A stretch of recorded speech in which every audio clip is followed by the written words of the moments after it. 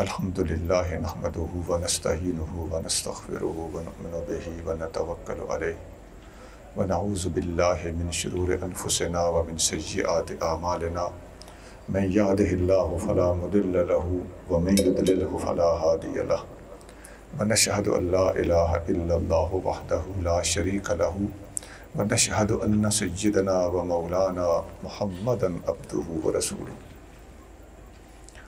اما بعد فاعوذ باللہ من الشیطان الرجیم بسم اللہ الرحمن الرحیم من یطع اللہ والرسول فاولئک مع الذین انعم اللہ علیہم من النبیین والصدیقین والشہداء والصالحین وحسن اولئک رفیقا صدق اللہ مولانا العظیم ان اللہ وملائکتہ یصلون علی النبی یا ایہا الذین آمنوا صلوا علیہ وسلموا تسلیما۔ درود پاک پڑھیے۔ اللہم صلی علی سیدنا و مولانا محمد وعلی آل سیدنا و مولانا محمد وبارک وسلم۔ الصلاۃ والسلام علیک یا سیدی یا رسول اللہ وعلی آلک واصحابک یا سیدی یا حبیب اللہ۔ واجب الاحترام معزز و مکرم علماء اکرام، بزرگان محترم، برادران عزیز، اللہ کریم مجھے اور آپ کو حضور نبی کریم رؤوف الرحیم صلی اللہ علیہ وآلہ وسلم کی سچی غلامی، محبت اور اتباع کی توفیق عطا فرمائے، اور اللہ تعالی ہم سب کا خاتمہ ایمان پر کرے۔ فقیر نے آپ کے سامنے قرآن شریف میں سے چند الفاظ تلاوت کیے ہیں۔ ان کا ترجمہ یہ ہے کہ جو شخص بھی اللہ اور رسول کی اطاعت کرے گا تو ایسے سارے لوگ انعام یافتہ بندوں کے ساتھ ہوں گے، اور انعام یافتہ نبی ہیں، صدیق ہیں، شہید ہیں اور ولی ہیں۔ یہ جتنے انعام یافتہ بندے میں نے گنے ہیں اور قرآن کے اندر بیان ہوئے ہیں، ان میں اوپر سے نیچے کو آئیں تو تیسرا نمبر، اور نیچے سے اوپر کو جائیں تو دوسرا نمبر شہیدوں کا ہے۔ عام ولی سے اوپر شہید ہوتا ہے، شہید سے اوپر صدیق ہوتا ہے، اور صدیق سے اوپر نبی ہوتا ہے۔ انبیاء علیہ السلام نبی کریم صلی اللہ علیہ وآلہ وسلم سے پہلے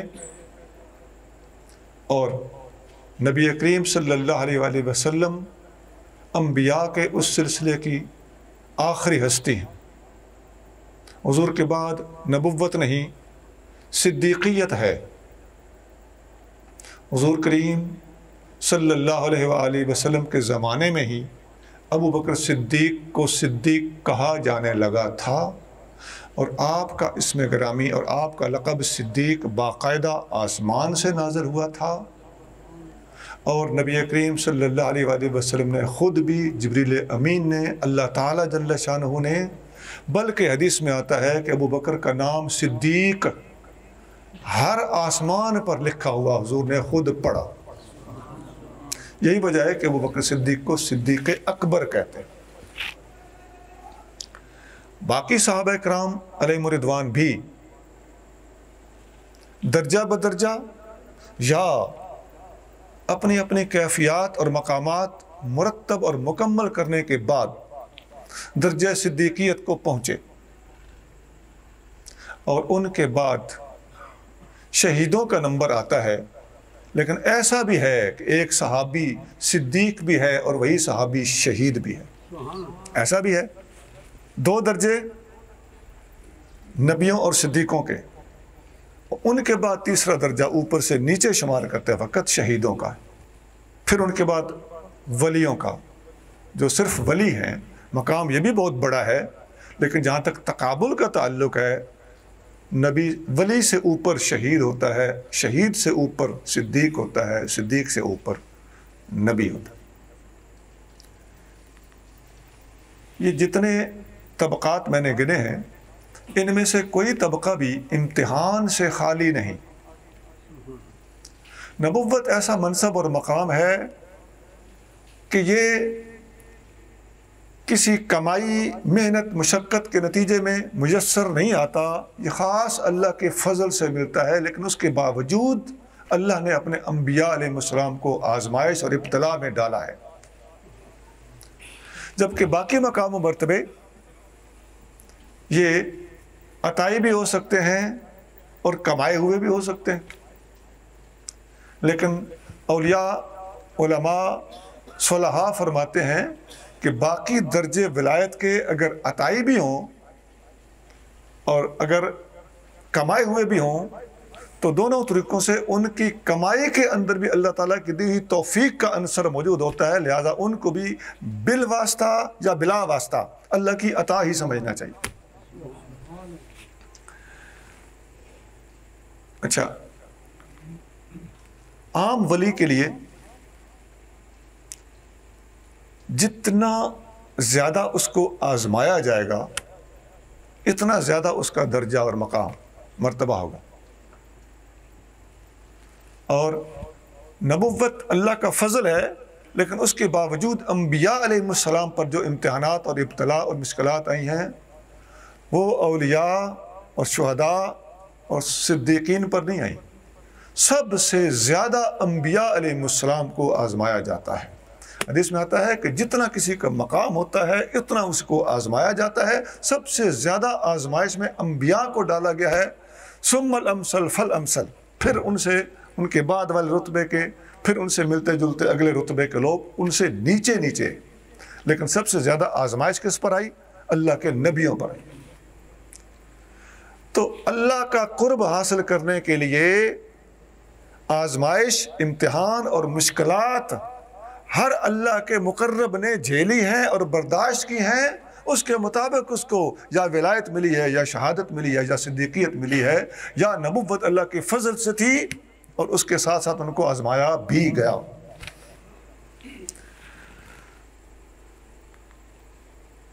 دنیا کیا ہے؟ اصل میں تو یہ آزمائش گاہ ہے، امتحان گاہ ہے، ہر بندہ کسی نہ کسی امتحان میں ہے۔ کوئی دنیا کا بندہ یہ دعویٰ نہیں کر سکتا کہ اس پر کوئی امتحان نہیں آیا، کسی بندے کے بارے میں کوئی دوسرا بندہ بھی نہیں کہہ سکتا کہ وہ اس دنیا میں 100% سکھی رہ کر گزر گیا۔ دنیاوی اعتبار سے اگر وقت کا بادشاہ بھی ہے، ہو سکتا ہے اس کو اتنے دکھ ہوں کہ نیند کی گولیاں کھا کر وہ رات کو سوتا ہو، ورنہ نیند تک نہ آتی۔ میں ایک مثال دے رہا ہوں دنیاوی اعتبار سے۔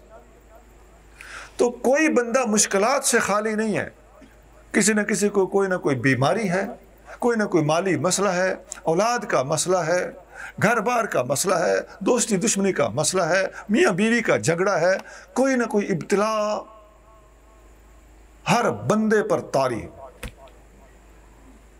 اللہ تعالیٰ قرآن شریف میں ارشاد فرماتا ہے یا ایھا الانسان انک کادح الی ربک کدحا فملاقیہ، اے انسان تو ہر لمحہ مشکلات میں سے گزر رہا ہے، اور مشکلات میں سے گزرتا گزرتا گزرتا گزرتا اپنے رب کی طرف بڑھ رہا ہے، بالآخر مشکلات میں سے گزرتے گزرتے تیری ملاقات تیرے رب سے ہو جائے گی۔ یہ 30ویں سپارے کی آیت۔ اچھا، یہ جو بات اب تک میں نے کی ہے، یہ عرض کرنے کا مقصود یہ ہے کہ دنیا میں کوئی ہستی ایسی نہیں جس پر مشکل نہ آئی ہو، امتحان نہ آیا ہو۔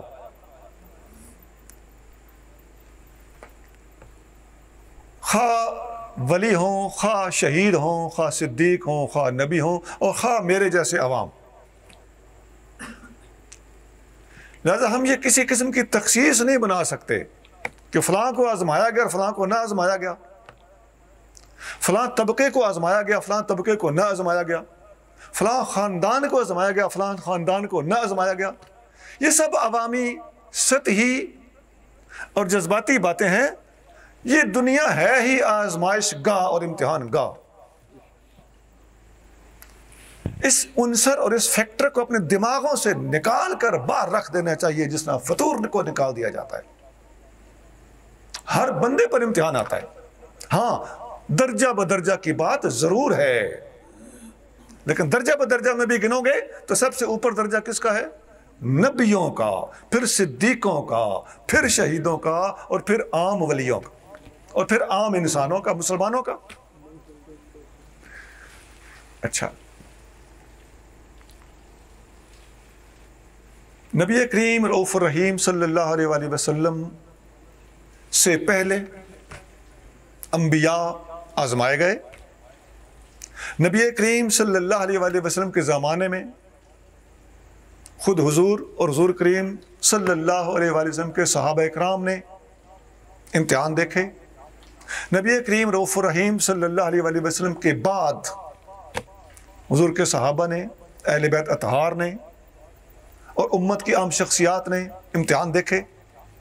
تو امتحان کے حوالے سے ہم آزمائی گئی ہستیوں کو 3 حصوں میں تقسیم کر کے سمجھنے کی کوشش کریں۔ ایک حضور صلی اللہ علیہ وسلم سے پہلے یعنی انبیاء علیہ السلام، مینلی انبیاء کا ذکر کر رہا ہوں، ورنہ حضور سے پہلے نبی بھی گزرے ہیں تو نبیوں کی امتیں بھی گزری ہیں۔ نمبر 2، نبی کریم صلی اللہ علیہ وسلم کے زمانے کے لوگوں کے امتحانات اور ابتلا، اور نمبر 3، نبی کریم صلی اللہ علیہ وسلم کے زمانے کے بعد کے لوگوں کے امتحانات اور ابتلا۔ آقا صلی اللہ علیہ وآلہ وسلم سے پہلے جیسے ہی یہ کائنات وجود میں آئی اور بطور خاص حضرت آدم علیہ السلام کو زمین پر اتارا گیا، امتحانات کا سلسلہ شروع۔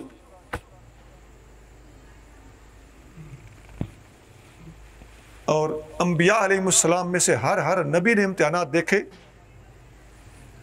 مثلا آپ جانتے ہیں حضرت نوح علیہ السلام پر کیا کیا امتحانات آئے، امت کی طرف سے کیا امتحانات آئے، منکرین نے کیا کیا رویے اختیار کیے، سگے بیٹے کے بارے میں کیا کیا امتحانات آئے، طوفان نوح آپ نے دیکھا، حضرت ابراہیم علیہ السلام کیسے آزمائے گئے۔ آگ اتنی تیز ہے کہ آگ میں ڈالنے والے بھی آگ کے قریب جانے سے گریز کر رہے ہیں، اور دور سے جھولا دے کر انہیں آگ کے اندر پھینکا جاتا ہے، اور اتنی استقامت ہے کہ جب جبریل امین علیہ الصلوۃ والتسلیم بھی آ کر بچا لینے کی پیشکش کرتے ہیں تو آپ فرماتے ہیں کہ ہٹ جاؤ، میرا معاملہ میرے رب کے حوالے۔ میں شارٹ کر رہا ہوں اور مفہوم بتا رہا ہوں۔ حضرت سیدنا موسیٰ علیہ السلام پر کتنے امتحانات آئے، فرعون کے ساتھ کس طرح مقابلہ کیا، مدین میں کیسے تشریف لے گئے، حضرت شعیب علیہ السلام سے کیسے ملاقات ہوئی، کتنے سال ان کے ہاں ان کے پاس رہ کر ان کی خدمت کی، پھر انہوں نے رشتہ دیا، واپس آئے، مقدس خاتون ساتھ ہیں، ایک میدان میں سے کس طرح مشکل سے گزرے، اور پھر جب واپس آئے اپنی قوم کو فرعون سے کیسے آزاد کرایا۔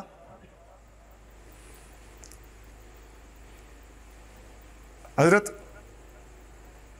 زکریا علیہ السلام کس طرح شہید کیے گئے، حضرت یحییٰ علیہ السلام کو شہید کیا گیا۔ اللہ تعالیٰ قرآن شریف میں یہودیوں اور بنی اسرائیل کے بارے میں ارشاد فرماتا ہے کہ وَيَقْتُلُونَ الْأَنْبِيَاءَ بِغَيْرِ حق، ایک دو نہیں، انبیاء، بے شمار انبیاء علیہ السلام کو یہودیوں نے ناحق قتل کیا اور شہید کیا۔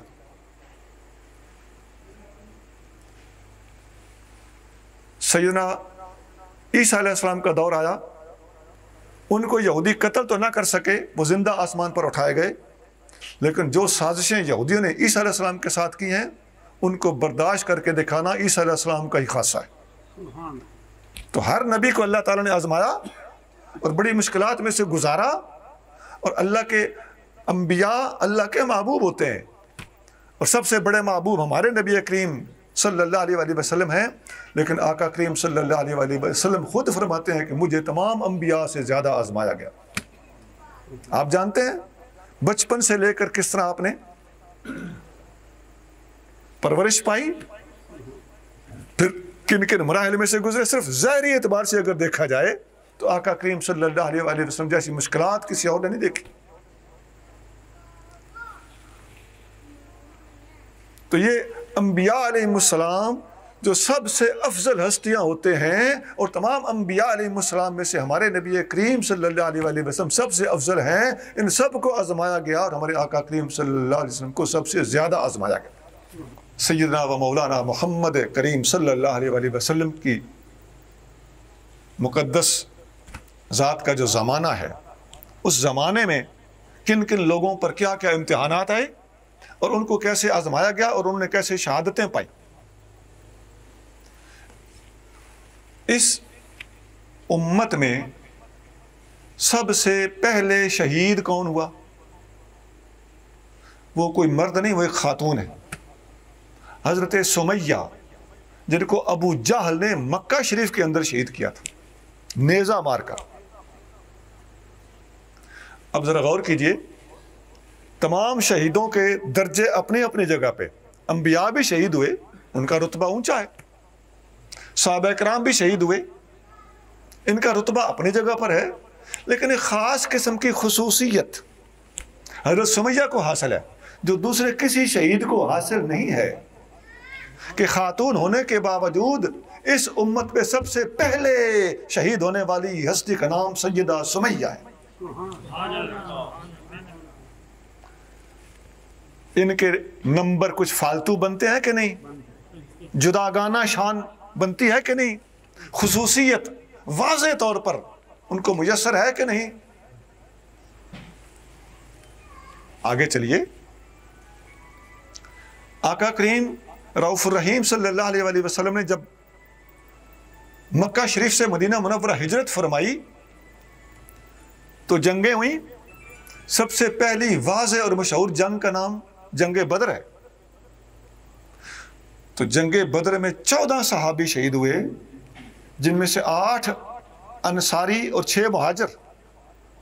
اور یہ وہ شہید ہیں جو نبی کریم صلی اللہ علیہ وآلہ وسلم کی مبارک آنکھوں کے سامنے شہید ہوئے ہیں. ان کی شان بھی جدا گانا ہوگی کہ نہیں؟ کیوں؟ حضور کے سامنے شہید ہونا، حضور جس جنگ میں خود شامل ہیں اس میں شہید ہونا، اور حضور کے زمانے میں شہید ہونا، اور سینئر زمانے میں شہید ہونا، یہ ان کی خصوصیت ہے کہ نہیں؟ جدا گانا شان ہے کہ نہیں؟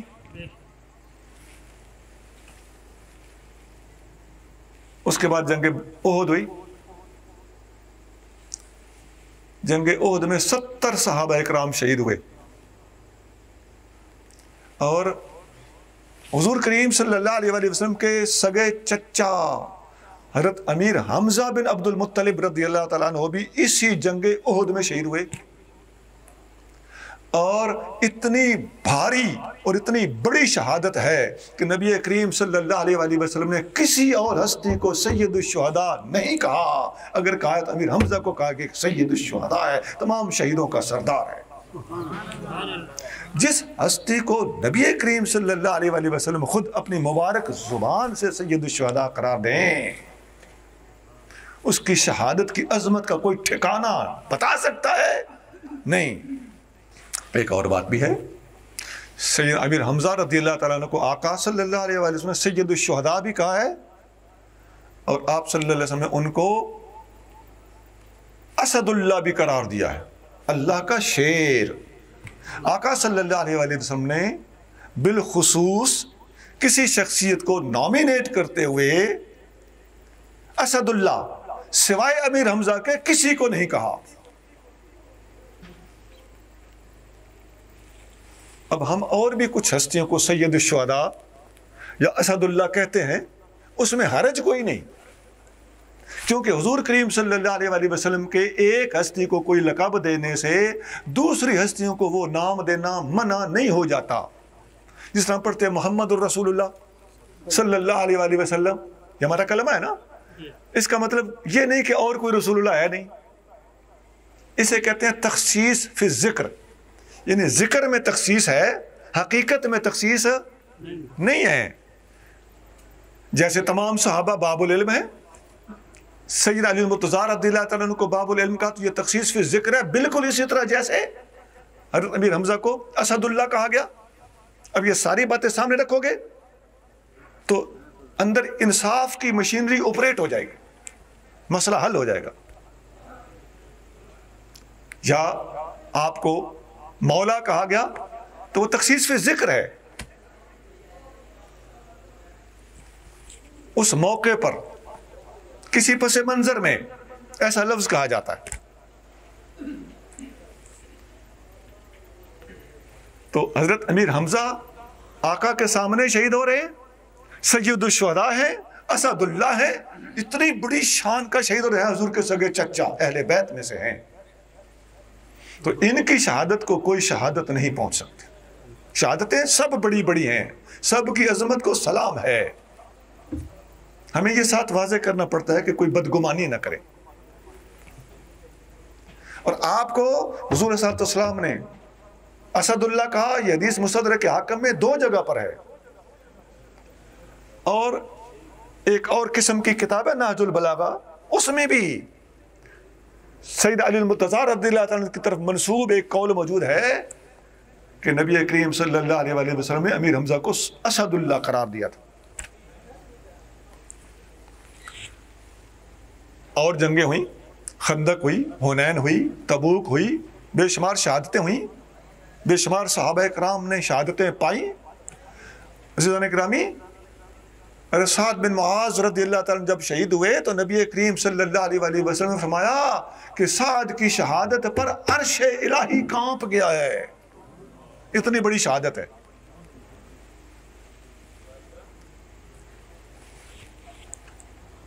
ایک حدیث مسلم شریف میں ہے، نبی کریم رؤوف الرحیم صلی اللہ علیہ وسلم کے ایک صحابی حضرت جلیبیب، وہ ایک جنگ میں شہید ہوئے۔ مسلم شریف میں حضرت جلیبیب کا پورا چیپٹر ہے ان کے فضائل کا۔ تو وہ شہید ہوئے تو نبی کریم صلی اللہ علیہ وآلہ وسلم شہید ہونے والوں کی مبارک نعشیں تلاش فرما رہے تھے، صحابہ بھی دیکھ رہے تھے۔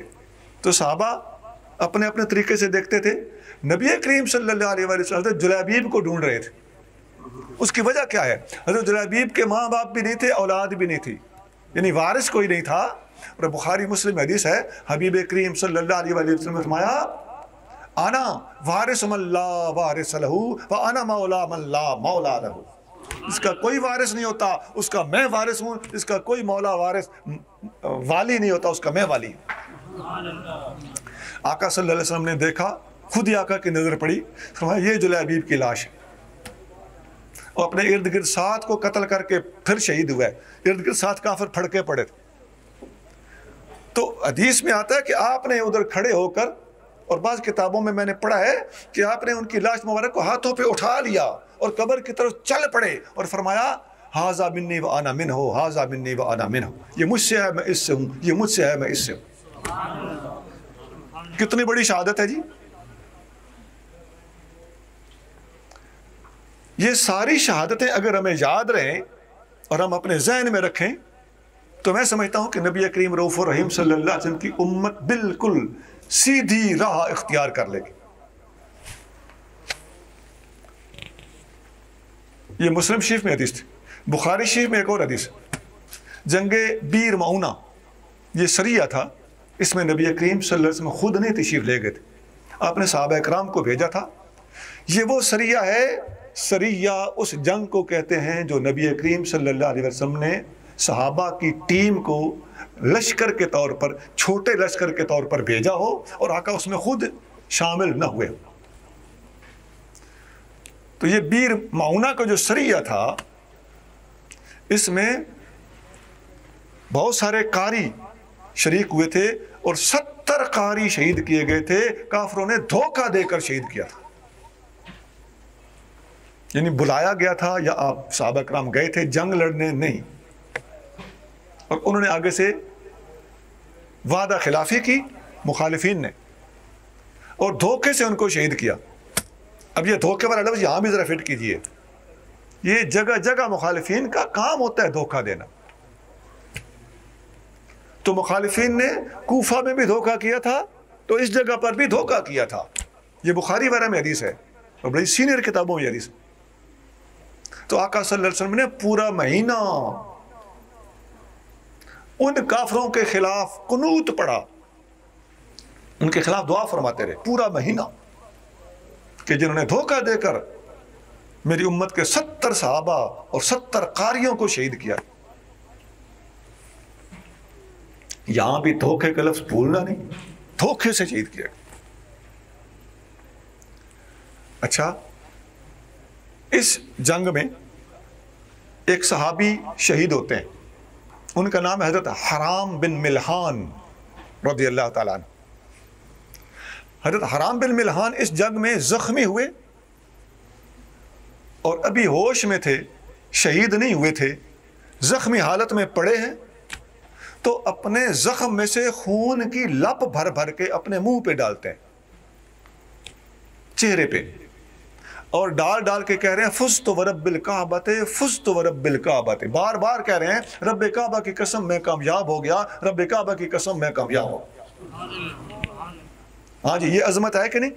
اس امت میں سب سے پہلے فزت ورب الکعبہ کے الفاظ بولنے والی شخصیت کا نام صحابی رسول حضرت حرام بن ملحان ہے، اور بخاری شریف میں حدیث نمبر 4092 ہے، 4092.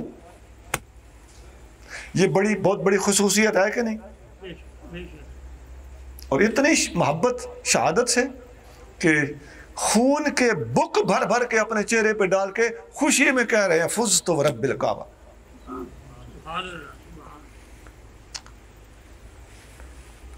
یہ میں نے آقا کریم صلی اللہ علیہ وسلم کے زمانے میں شہید ہونے والی بہت ساری ہستیوں کا اختصار کے ساتھ جائزہ لے کر آپ کے سامنے ایک پورا مضمون رکھا ہے. اختصار پیش نظر ہے، ورنہ انبیاء علیہ السلام کی شہادتیں گننے پہ آئیں تو بڑی طویل بحث ہے، اور حضور کریم صلی اللہ علیہ وسلم کے زمانے کی شہادتیں گننے پہ آئیں تو ایک ایک شہید پر پتہ نہیں کتنا ٹائم لگ جائے. عزیزان گرامی، آقا کریم صلی اللہ علیہ وآلہ وسلم کے اپنے مقدس زمانے کے بعد زمان نبوی شہادتیں ہوئی ہیں. وہ شہادتیں بھی اسی طرح سابقہ شہادتوں کے ساتھ مربوط ہیں، اور وہ بھی اپنی مثال آپ ہیں. لیکن انبیاء کی شہادتیں سب سے افضل شہادتیں، اور حضور کے زمانے میں شہید ہونے والوں کی شہادتیں سب سے افضل شہادتیں ہیں. اور حضور کریم صلی اللہ علیہ وسلم کے بعد شہید ہونے والے فوراً بعد یا متصل زمانے میں یا صحابہ کے زمانے میں شہید ہونے والوں کی شہادتیں ہم لوگوں کے زمانے کی شہادتوں سے افضل شہادتیں ہیں.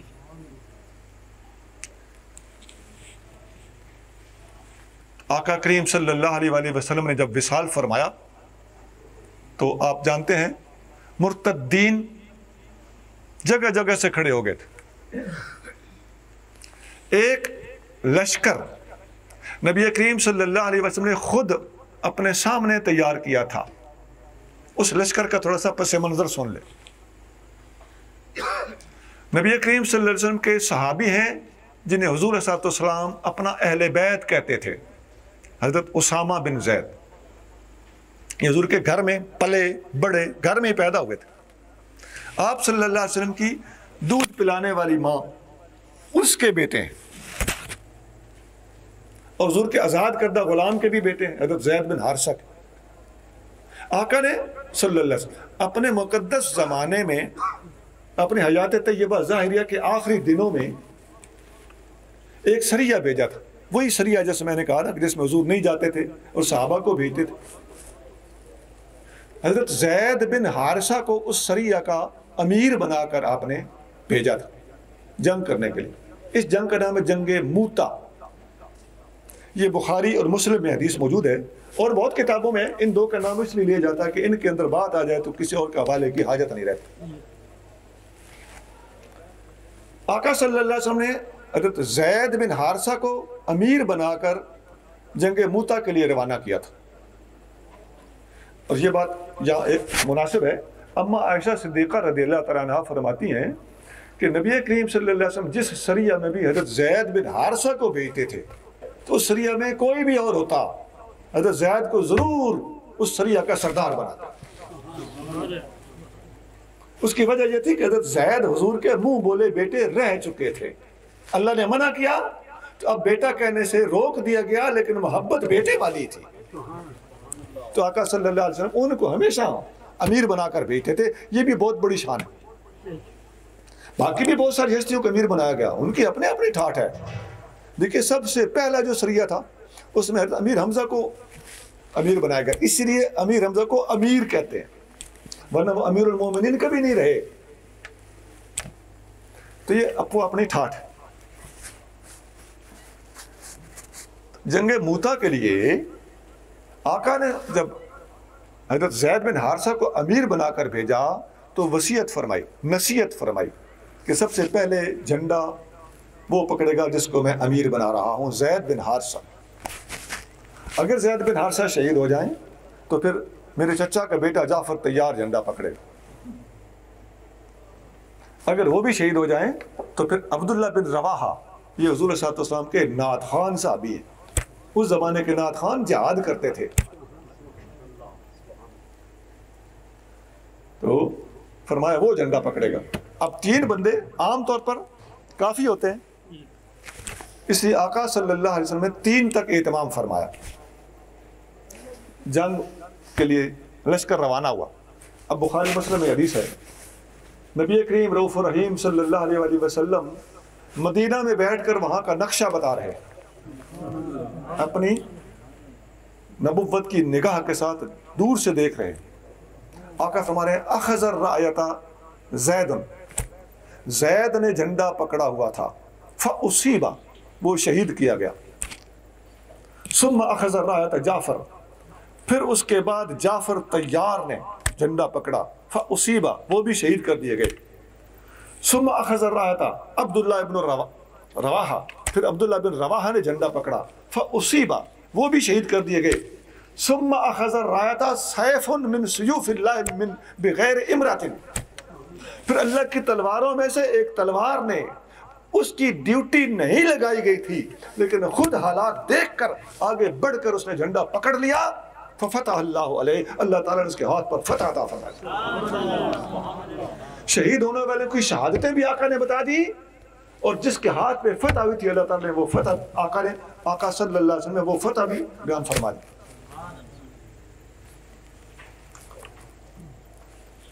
یہ کسی جنگ میں کسی کے ہاتھ سے فتح ہو رہی ہے, کسی جنگ میں کسی کے ہاتھ سے فتح ہو رہی ہے, اور آقا دور بیٹھ کر اس کی ٹھاٹھ کے ساتھ شان بیان فرما رہے ہیں اور سیف اللہ قرار دے رہے ہیں. اور کبھی خیبر کے میدان میں علی المرتضیٰ رضی اللہ عنہ کے ہاتھوں سے فتح ہو رہی ہے, لیکن اہل سنت کا طریقہ یہ ہے کہ جس میدان میں جس کو اللہ نے عزت دی ہے, ایک کی بات کرتے وقت دوسرا یاد رکھنا چاہیے. یہ بھی حضور کے زمانے کی شہادتوں کی ایک نظیر تھی, لیکن یہاں اٹیچ اس کو اس لیے کر رہا ہوں کہ حضرت اسامہ بن زید, وہی زید جو جنگ موتا میں شہید ہوئے تھے, سب سے پہلے جھنڈا ان کے پاس تھا. ان کے بیٹے تھے اسامہ بن زید, ان کا لشکر حضور علیہ السلام نے تیار کیا ہوا تھا کہ تیرے والد کو جہاں شہید کیا گیا ہے, فتح مسلمانوں کو پھر بھی ہو چکی تھی, لیکن اس کے خون کا بدلہ لینے کے لیے, چونکہ وہ نبی کریم صلی اللہ علیہ وسلم کے محبوب صحابی تھے. آقا خود فرماتے ہیں, ہم اپنے سینے کے زور سے کوئی بات نہیں کرنے کے عادی, آقا خود فرماتے ہیں, صحابہ کرام نے عرض کیا یا رسول اللہ اسامہ بالکل نوجوان ہے, 18 سال عمر ہے, تو اپنے والد کے قتل کا بدلہ لینے کے لیے جا رہے ہیں, آپ انہیں بھیج رہے ہیں, تو تجربہ کاری نہیں ہے. آقا علیہ السلام نے فرمایا اس کا والد مجھے سب سے زیادہ پیارا تھا. ایک حدیث میں سب سے زیادہ پیاروں میں سے تھا, ایک حدیث میں سب سے زیادہ پیارا تھا, اس حدیث میں سے نہیں ہے, تو ظاہر ہے وہ من پھر بیانیہ بنتا ہے. اور یہ اسامہ اس کے باپ کے بعد مجھے سب سے زیادہ محبوب ہے. تو آقا نے انہی کو تیار کیا. جب وہ ایک منزل مدینہ منورہ سے آگے چلے تو پیچھے نبی کریم رؤوف الرحیم صلی اللہ علیہ وسلم کا وصال ہو گیا, ان تک پیغام پہنچایا گیا, ان کا لشکر وہیں رک گیا. اور صدیق اکبر رضی اللہ عنہ جب اقتدار سنبھالا تو سب سے پہلے اسامہ بن زید کے لشکر کو روانہ کیا اور بتایا گیا, مشورہ دیا گیا کہ حالات سازگار نہیں ہیں, آپ تو اس لشکر کو روک دیں, آپ رضی اللہ تعالیٰ نے فرمایا میں اس لشکر کو نہیں روک سکتا جس لشکر کو نبی کریم صلی اللہ علیہ وسلم نے خود اپنے ہاتھ مبارک سے تیار کیا تھا. اور جب حالات سے ڈرایا گیا تو دلیری، جرت اور صدیق اکبر کی بہادری دیکھیے. علی المرتضیٰ فرماتے ہیں اس امت میں سب سے بڑا بہادر ابو بکر صدیق ہے. مجموع الزوائد میں حدیث ہے، حدیث نمبر 14333. سب سے زیادہ دلیر، ایک نہیں بے شمار مواقع ہیں جہاں دلیری کا مظاہرہ کیا گیا. صدیق اکبر کے سونے کے پانی کے ساتھ لکھنے والے تاریخی الفاظ ہیں کہ اگر میں مدینہ شہر میں اکیلا رہ جاؤں اور بھیڑیے پھاڑ کر مجھے کھا جائیں تب بھی میں نبی پاک کا تیار کیا ہوا لشکر ضرور بھیجوں گا. بہادری ہے کہ نہیں؟ سونا صدیق اکبر رضی اللہ تعالیٰ عنہ جیسا مرد اس امت میں کوئی دکھاؤ گے تو پتہ چلے گا. سوال ہی پیدا نہیں ہوتا. ادھر منکرین ختم نبوت نے سر اٹھایا ہوا تھا، مسلمہ کذاب سرگرم تھا. آپ نے بے تحاشا افواج دے کر صحابہ اکرام کے لشکر یمن میں روانہ کیے اور وہاں بے تحاشا شہادتیں ہوئیں. مسلمانوں کا سخت نقصان ہوا تھا. وہ جس کو جنگ یمامہ کہا جاتا ہے نا، وہی جنگ ہے. اور یہ ہمیں پتہ ہونا چاہیے کہ مسلمہ کذاب کے خلاف لڑی جانے والی جنگ یمامہ 12 ربیع الاول کو لڑی گئی تھی. تو گویا نبی کریم صلی اللہ علیہ وسلم کے میلاد کی محفلوں میں ہم جنگ یمامہ کے تذکرے 12 ربیع الاول کے حوالے سے ختم نبوت کے تذکرے بھی میلاد کی محفلوں میں کرنا ادروائز بھی درست تھا. اس مناسبت سے تو اور زیادہ بات سجتی ہے. تو ہم اپنے بھائیوں کو درخواست کرتے ہیں اور بیدار کرتے ہیں کہ محافل میلاد میں اپنے حبیب کریم صلی اللہ علیہ وآلہ وسلم کے میلاد کے تذکرے ضرور کیے جائیں کہ اس سے امت کے دلوں میں محبت پیدا ہوتی ہے. لیکن آقا کریم صلی اللہ علیہ وسلم کی نبوت کی عظمتیں، آپ کی صداقت کے ثبوت اور آپ صلی اللہ علیہ وسلم کی ختم نبوت کے چرچے محافل میلاد میں ضرور ہونے چاہیے. اس موضوع کو وسعت دیجیے اور وسعت دلائل کے ساتھ دینا ہمارا حق ہے. باقاعدہ اس پر ہمارے پاس دلائل موجود ہے. اب اس جنگ میں کون کون شہید ہوا ایک لمبی فہرست. اسی طرح نبی کریم رؤوف الرحیم صلی اللہ علیہ وسلم کے خلفائے راشدین میں سب سے پہلے شہید ہونے والے خلیفہ کا نام عمر فاروق. سیدنا عمر فاروق رضی اللہ تعالیٰ عنہ کے پاس ایک بندہ آیا، مزدوری کرتا تھا، چکیاں بناتا تھا. اس نے آ کے شکایت کی کہ میرا مالک چکیاں زیادہ بنواتا ہے، مزدوری تھوڑی دیتا ہے. وہ کسی کا غلام تھا، اس کا نام تھا فیروز لؤلؤی، اور وہ مجوسی تھا، مسلمان نہیں تھا. فاروق اعظم سے آ کے شکایت کی کہ میرا مالک ہے جس کا میں غلام ہوں، خادم ہوں، مزدوری تھوڑی دیتا ہے، کام زیادہ لیتا ہے. آپ نے پوچھا کتنا کام کرتے ہو اور کتنی مزدوری لیتے ہو؟ اس نے بتایا تو آپ نے فرمایا کہ کام کے مطابق مزدوری ٹھیک. یعنی یہ کانوں کے کچے لوگ نہیں ہوتے تھے، آپ تحقیق کرنے والے ہستیاں تھیں. آپ نے فرمایا مزدوری ٹھیک ہے، اور ایسا ہے ایک چکی مجھے بنا دو، میں بھی تمہیں پیسے دے دوں گا، تمہاری وٹک ہو جائے گی، اچھے پیسے دے دوں گا. وہ دل میں غصہ کر گیا کہ میری بات نہیں سنے گی، بات نہیں مانی گئی. کہنے لگا میں تمہیں ایسی چکی بنا کے دوں گا دنیا یاد رکھے گی. آپ اس کا اشارہ سمجھ گئے. آپ نے اپنے ساتھیوں کو فرمایا یہ مجھے قتل کی دھمکی دے کے چلا گیا ہے. ذرا غور کیجئے، امیر المومنین ہو، حاکم وقت ہو، اللہ کا ولی بھی ہو، ظاہری باطنی اختیارات بھی ہوں، اس کے باوجود پتہ بھی چل چکا ہے کہ یہ بندہ میرا قاتل ہے، مجھے قتل کرنا چاہتا ہے، اس کے باوجود اس کے خلاف آپ نے کوئی کارروائی نہیں کی، پیش کی قتل نہیں کیا، اس کو لاک اپ نہیں کیا، اسے اریسٹ اور قید نہیں کیا، اس کے خلاف مقدمہ نہیں چلایا۔ تھریٹ کرنے پر بھی آج کل مقدمے ہوتے ہیں نا، ان کی کوئی شرعی حیثیت نہیں ہے۔ میں شریعت کی بات کر رہا ہوں۔ اللہ کے ولی ایسی باتوں کا نوٹس نہیں لیتا۔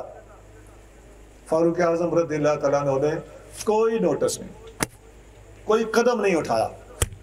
بالآخر آپ رضی اللہ تعالیٰ عنہ امامت کے مسلح پر اپنی خلافت کے 10 سال مکمل کرنے کے بعد مسجد نبوی میں کھڑے تھے، اور وہ فیروز دولوی مسلح میں چھپا ہوا تھا، چٹائی میں، پاس اس کے خنجر تھا۔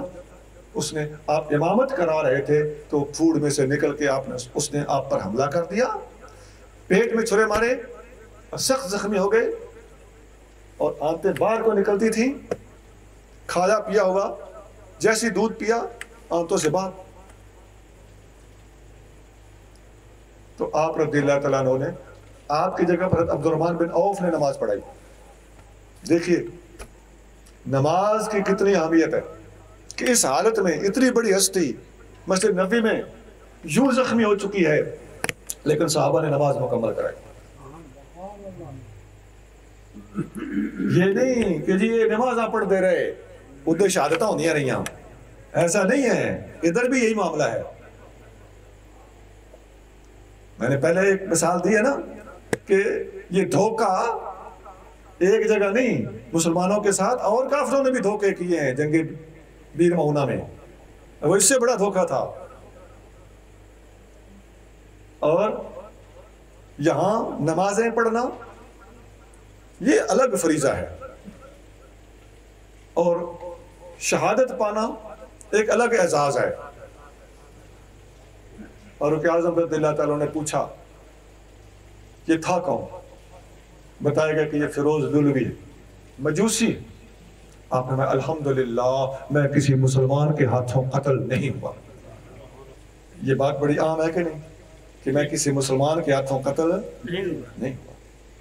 آپ رضی اللہ تعالیٰ شہید ہو گئے۔ کہاں شہید ہوئے؟ مسجد نبوی میں۔ مسجد نبوی میں کون سی جگہ تھی؟ امامت کا مصلی۔ امامت کے مصلی پر حالت کیا تھی؟ قرآن پڑھ رہے ہیں، نماز پڑھا رہے ہیں۔ سبحان اللہ، کتنی بڑی شہادت ہے۔ فاروق اعظم رضی اللہ تعالیٰ کے بعد عثمان غنی رضی اللہ تعالیٰ کی شہادت ہے۔ اس شہادت کا بھی قصہ بڑا طویل ہے، لیکن وہاں بھی یاد رکھیے شہر مدینہ شریف، حرم رسول کریم صلی اللہ علیہ وسلم، اور آپ کو اپنے گھر میں 40 دن تک پانی بند کر کے معصوم رکھا گیا۔ کتنے دن؟ 40 دن۔ یہ ریکارڈ ہے، دن بھی 40 ہوں اور جگہ بھی کوئی دور دراز نہیں، خاص مدینہ شہر امن کی جگہ۔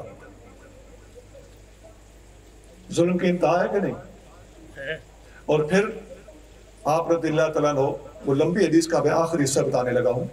آپ مکان کی چھت سے سامنے آئے اور لوگوں سے پوچھا کہ نبی کریم صلی اللہ علیہ وآلہ وسلم کی حدیث یاد ہے کہ ایک دفعہ آپ صلی اللہ علیہ وآلہ وسلم کے ساتھ ابو بکر صدیق، عمر فاروق اور میں یعنی عثمان غنی،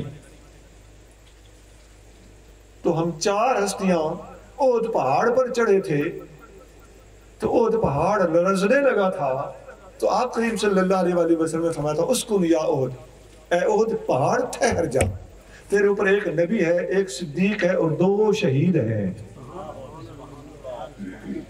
تو اس حدیث میں مجھے شہید کہا گیا تھا؟ تو نیچے سے لوگوں نے جواب دیا جی آپ کو کہا گیا تھا۔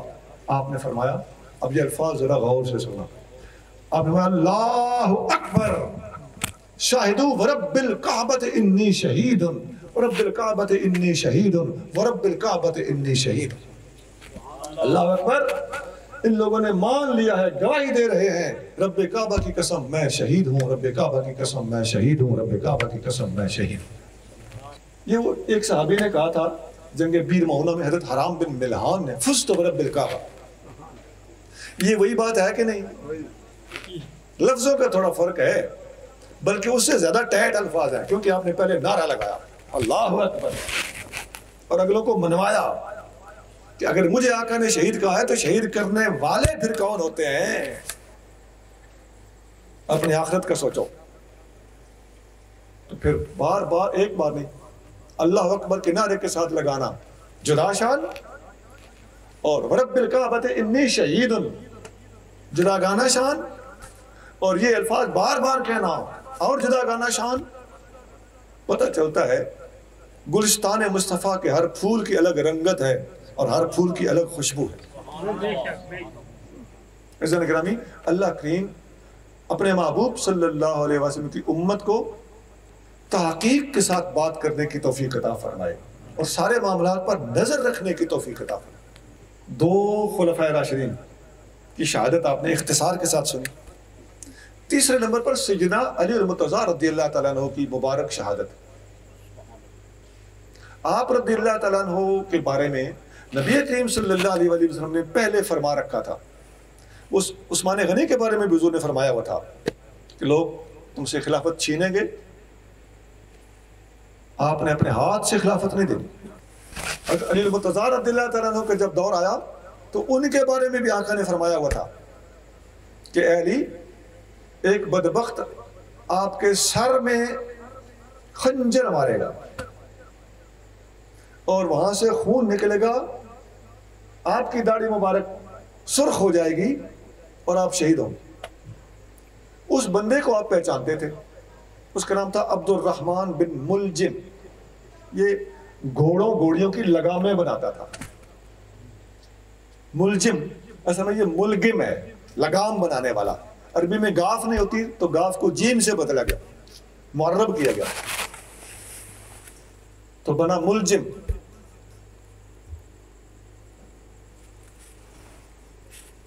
اس عبد الرحمن بن ملجم بدبخت نے آقا صلی اللہ علیہ وسلم نے خود اس کو بدبخت کہا تھا کہ وہ بدبخت تمہیں قتل کرے گا. سیدنا علی مرتضیٰ رضی اللہ تعالیٰ جب اس کو دیکھتے تھے تو فرماتے تھے کیا پروگرام ہے، ادھر کب مارنا ہے، خون کب نکلنا ہے، اس نے کب سرخ ہونا ہے. اپنی مقدس داڑھی کو پکڑ کے ارشاد فرماتے تھے. لوگوں نے آپ سے کہا حضور آپ کو اتنا پتا ہے کہ یہی آپ کا قاتل ہے تو آپ اسے مار کیوں نہیں دیتے؟ فرمایا ان قتل تو ہوں فمن یقتلنی، اگر میں نے اسے قتل کر دیا تو پھر مجھے کون قتل کرے گا؟ ہے یہ عظمت کی نہیں؟ ان لوگوں کے لیے موت تو محض ہاسڑ بکھیڑ ہے، کوئی مسئلہ ہی نہیں. یہ ایسے عظیم لوگ تو ان کی موتوں پر اتنے شکوے کرنا، اس قدر بے صبریاں کرنا، ان کے لیے کوئی شے نہیں موت. ان کے لیے تو موت محبوب کے ساتھ وصال کا دن ہے. اس دن ان کا عرس ہوتا ہے، اس دن یہ اللہ کی دلہنیں بنتے ہیں. آپ مسجد میں تشریف لا رہے تھے، لوگوں کو نماز کے لیے جگا رہے تھے تو یہ بدبخت راستے میں چھپ کے بیٹھا ہوا تھا. اس نے خنجر کا وار کیا اسی طرح، اور آپ کریم رضی اللہ تعالیٰ عنہ کی شہادت باسعادت واقع ہو گئی. آپ نے بھی شہادت کے وقت فرمایا فزت ورب الکعبہ، رب کعبہ کی قسم میں کامیاب ہو گئے. آپ کا یہ فرمان تاریخ کی ایک کتاب الاستیعاب میں موجود ہے. جبکہ دوسری باتیں عثمان غنی والا قول کہ رب کعبہ کی قسم میں شہید ہوں وہ ترمذی میں، اور حضرت حرام بن ملحان کا فرمان جو حضور کے زمانے میں انہوں نے بولا تھا وہ بخاری شریف میں موجود ہے. اللہ کا بڑا احسان ہے، ہم سب کی عظمتوں کو یاد رکھتے ہیں، کتابی فرق بھی دیکھ لیں، اس کے باوجود اہل سنت علی مرتضیٰ رضی اللہ عنہ کے اس فرمان کو دوسرے کے فرمانوں کے ساتھ رکھتے ہیں. اب حضرت فاروق اعظم کے قاتل کا نام بتائیے کیا تھا؟ فیروز لؤلؤی. اچھا، سیدنا علی مرتضیٰ رضی اللہ عنہ کے قاتل کا نام کیا ہے؟ عبد الرحمن. اچھا، یہ فیروز اور عبد الرحمن شرعی طور پہ کوئی منع نہیں، یہ برے نام نہیں ہے، یہ دونوں برے نام نہیں ہے، لیکن نام برے نہیں، لیکن ان بندوں کے کام برے ہیں کہ نہیں؟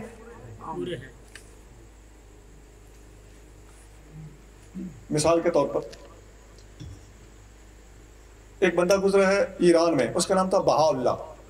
وہ نبوت کا دعویٰ کرتا تھا، اس کے ماننے والوں کو بہائی کہا جاتا ہے.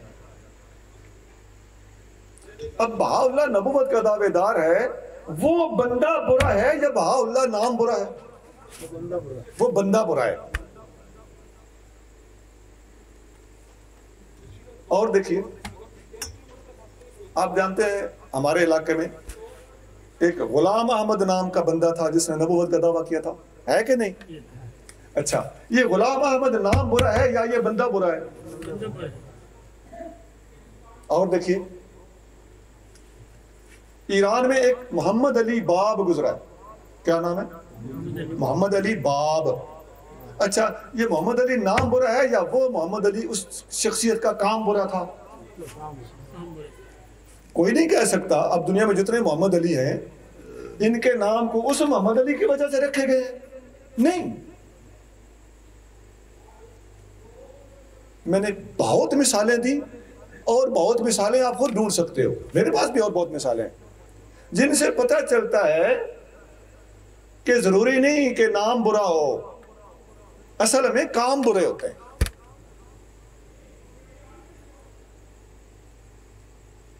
میں اشارتاً بتا رہا ہوں, میں حضرت باج یزید بستامی کا دفاع کر رہا ہوں.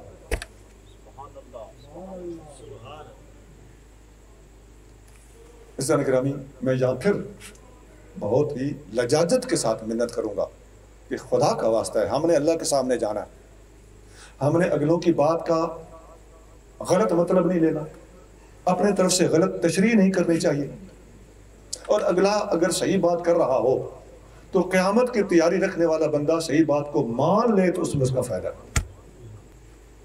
اس کے بعد سیدنا امام حسن کی شہادت. امام حسن رضی اللہ تعالیٰ عنہ کو زہر دیا گیا, لیکن ان ہستیوں کی عظمتیں دیکھیے. فاروق اعظم کو اپنے قاتل کا پتہ ہے, نوٹس نہیں لے رہے. علی مرتضیٰ کو اپنے قاتل کا پتہ ہے, نوٹس نہیں لے رہے. امام حسن رضی اللہ تعالیٰ عنہ کو جب زہر دیا گیا تو آپ کے برادر اصغر سیدنا امام حسین رضی اللہ تعالیٰ نے پوچھا, حضور آپ کو کس پہ شک ہے, کس نے زہر دیا ہے؟ فرمایا مجھے چونکہ پکا پتہ نہیں ہے لہذا میں شک کی وجہ سے کسی کا نام نہیں لینا چاہتا. کیوں کہ اللہ کے ولی, تقوی رکھنے والے اللہ کے پیارے کبھی شک کی بنا پر کسی کو پھنساتے نہیں. فرمایا اگر وہی بندہ ہے تو اللہ اس سے پوچھ لے گا, اگر وہ بندہ نہیں ہے تو میں کسی بے گناہ کو پھنسانا نہیں چاہتا. ہر ایک کی عظمت اپنے اپنی جگہ پہ دیکھتے جائیے. ایمان سے بتاؤ صحابہ کا دفاع کون کر رہا ہے؟ سنی. اہل بیت کی شان کون بیان کر رہا ہے؟ سنی. اور ہمارے برعکس چلنے والے لوگوں کے پاس اللہ کی قسم ہم نے بہت تجربہ کیا ہے, بدگمانی الزام تراشی کے سوا کچھ نہیں ہوتا. اور میں ایسے دوستوں اور ایسے لوگوں کو تنبیہ کرتا ہوں, دست بستہ درخواست کرتا ہوں کہ اللہ کے قہر سے ڈر جائیے. ہم مسکینوں پر اتنا ظلم نہ کیجیے. اللہ کی عظمت کی قسم, ہم جس طرح صحابہ کے ہاتھ بندے غلام ہیں بالکل اسی طرح اہل بیت اطہار کے بھی ہاتھ بندے غلام. سیدنا امام حسن رضی اللہ تعالیٰ عنہ کے بعد سیدنا امام حسین رضی اللہ تعالیٰ عنہ کی شہادت کی باری آئی. آپ رضی اللہ تعالیٰ عنہ نے بھی جس طرح شہادت پائی ہے آپ جانتے ہیں کہ آپ نے پہل نہیں کی. دنیا جانتی ہے کہ آپ نے پہلے تلوار نہیں, آپ نے ان کو پیشکشیں کی کہ یہ ایک راستہ ہے, یہ ایک راستہ ہے, یعنی تاکہ جنگ ٹل جائے.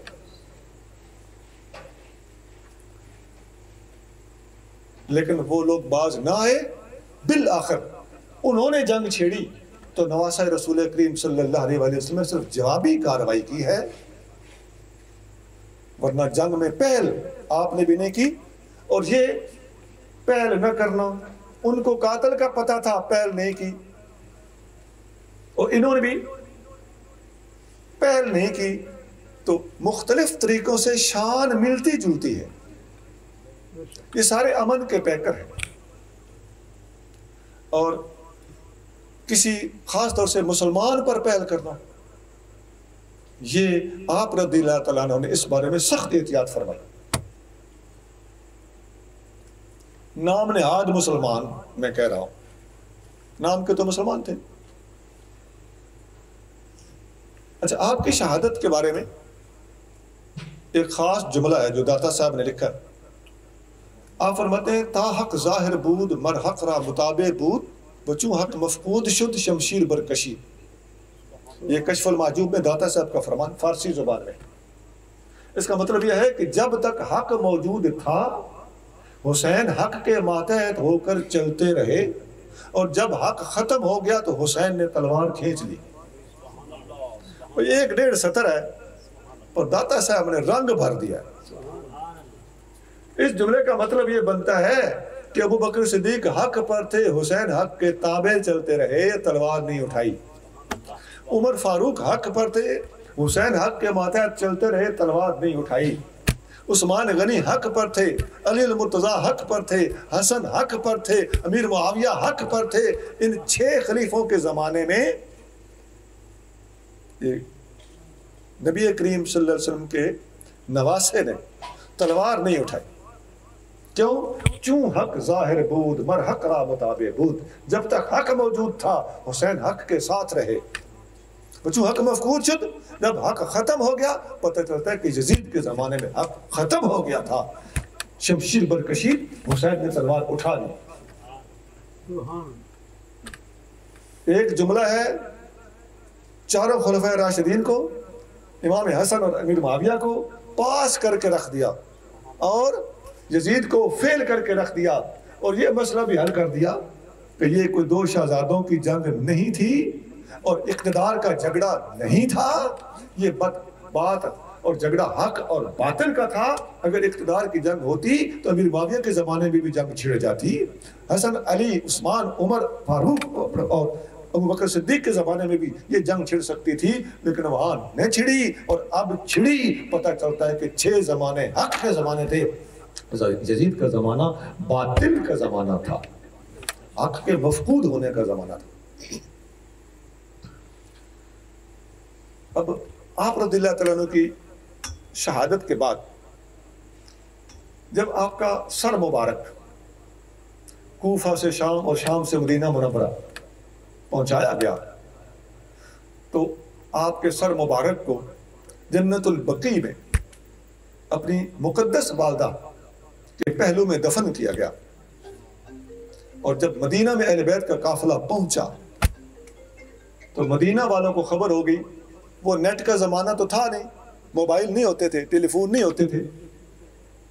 جب یہ مقدس ہستیاں پہنچی مدینہ میں اطلاع پھیل گئی کہ سین امام حسین کی شہادت ہو گئی. تو سین امام حسین علیہ کی شہادت کا سن کر پورے مدینہ والوں نے ہڑتال کر دی یزید کے خلاف.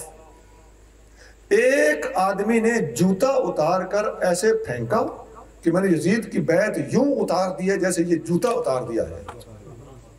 تو اس جگہ پر جوتوں کے ڈھیر لگے. ڈھیر کیسے لگے ہوں گے سمجھ آ رہی ہے؟ سب لوگوں نے جوتے اتار دی، بیعت توڑ دی. اس پر یزید نے مدینہ منورہ پر حملہ کر دیا اور جنگ ہوئی. اس جنگ کا نام ہے جنگ حرہ. ہا جس کو کہتے ہیں نا ہے حلوے والی، آگے را جسے ہم پنجابی میں کہتے ہیں رے، آگے پھر ہے لاہوری گول ہے. تو کیا بنا پڑھیے، کیا بنا؟ حرہ. تو اس کا نام ہے جنگ حرہ، واقعہ حرہ. یاد کر لو یہ بات. یہ جنگ حرہ کیوں ہوئی تھی؟ امام حسین کی حمایت میں پورے مدینے نے یزید کے خلاف آواز اٹھائی تو یہ جنگ ہوئی تھی. اس بات پہ تھوڑا غور کیجیے کہ جب ہمارے ہاں واقعہ کربلا بیان ہوتا ہے تو اس کے بعد واقع ہونے والا جنگ حرہ یہ نہیں بیان کرتا کوئی. اس کی وجہ کیا ہے؟ اس کی وجہ یہ ہے تاکہ اہل سنت کی امام حسین رضی اللہ عنہ کے حق میں حمایت کی باتیں سامنے نہ آ جائیں. کیونکہ وہ تمام صحابہ تھے. وہ کون تھے؟ تمام صحابہ اور تابعین. 60 ہجری کی بات ہے، 110 ہجری میں آخری صحابی فوت ہوئے. تو ابھی تو یہ 60 ہے. حضور کریم صلی اللہ علیہ وسلم کے صرف 50 سال بعد کی بات ہے اور 50 سال اور بھی صحابہ زندہ رہے. تو صحابہ کی گویا کثرت تھی اور ان کی اولادیں بھی تھی، تابعین بھی تھے، تو بے شمار صحابہ اور تابعین کی عظمت کا زندہ اور منہ بولتا ثبوت جنگ حرہ ہے، اور جنگ حرہ کے بغیر واقعہ کربلا کو نامکمل سمجھا کرو۔ اسی موقع پر جب یزید نے مدینہ منورہ پر حملہ کیا تھا تو حضرت سعید بن مسیب تابعی ہیں، یہ فرماتے ہیں کہ میں نبی کریم صلی اللہ علیہ وسلم کی مسجد یعنی مسجد نبوی میں 3 دن بند رہا۔ آپ فرماتے ہیں کہ مسجد نبوی میں آقا کریم صلی اللہ علیہ وسلم کی قبر انور کے اندر سے 5 وقت اذان اور نماز کی آوازیں آتی تھیں، میں نے 3 دن حضور کے پیچھے نماز پڑھی۔ سبحان اللہ، نعرہ تکبیر، نعرہ رسالت، نعرہ تحقیق، نعرہ تحقیق، نعرہ حیدری، الاسلام۔ میں نے جتنی گفتگو کی ہے اس کا خلاصہ آپ نے سبق کی طرح یاد رکھنا ہے، اور اس گفتگو کے اللہ اور اس کے رسول کی رضا کی خاطر مبلغ بن کے یہاں سے جانا ہے۔ شہادتوں کی زمانے کے اعتبار سے 3 قسمیں ہیں۔ ایک نبی کریم صلی اللہ علیہ وآلہ وسلم سے پہلے کی شہادتیں جو انبیاء علیہ السلام نے پائیں۔ نمبر 2 نبی کریم صلی اللہ علیہ وسلم کے زمانے کی شہادتیں جو صحابہ اکرام نے پائیں، اور نمبر 3 نبی کریم صلی اللہ علیہ وآلہ وسلم کے زمانے کے بعد کی شہادتیں جو صحابہ اکرام اور تابعین نے پائیں۔ اللہ تعالی ہمیں اس ساری گفتگو کو یاد رکھ کر امت مسلمہ تک حق کا پیغام پہنچانے کی توفیق عطا فرمائے۔ یہ سب مظلوم شہادتیں ہیں، اور ظلم صرف صحابہ پر نہیں ہوئے، اہل بیت پر بھی ہوئے ہیں، اور ظلم صرف اہل بیت پر نہیں ہوئے، صحابہ اکرام پر بھی ہوئے ہیں۔ نبی کریم صلی اللہ علیہ وسلم کی امت کی آنکھوں میں دھول نہ جھونکی جائے۔ آپ کی بڑی مہربانی ہوگی، اللہ تعالیٰ آپ کو اجر دے گا۔ سبحان ربک رب العزت عما یصفون وسلام علی المرسلین والحمد للہ رب العالمین۔